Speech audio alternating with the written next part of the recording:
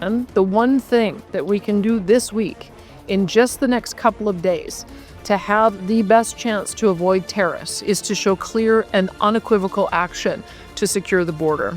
This should start with the appointment of a Canadian border czar to work with the new American border czar to jointly crack down hard on fentanyl and illegal migrants.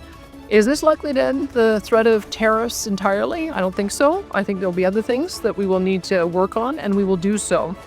But I am convinced, after speaking with dozens of elected U.S. representatives, administration officials, and the president himself, that this is the most important first step.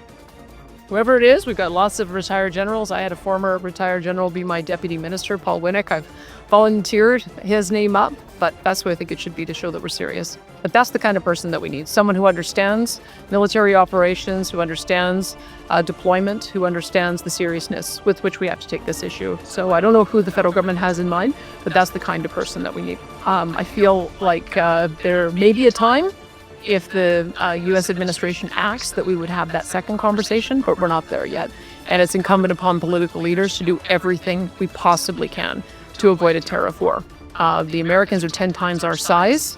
I think we have seen with the skirmish with Colombia that the president is serious when he says what he wants and he doesn't get it. He started with a 25% threat. It moved to a 50% tariff. And then when he got what he wanted, it turned to zero. So I think that that should be a bit of a guidepost to what it is that the president is looking for. If his senior trade person says, be serious about the border, let's be serious about the border. And then let's see if that manages to avoid tariffs. I don't want to talk about retaliation. I want to talk about making sure we don't have to have that discussion because we don't have tariffs at all.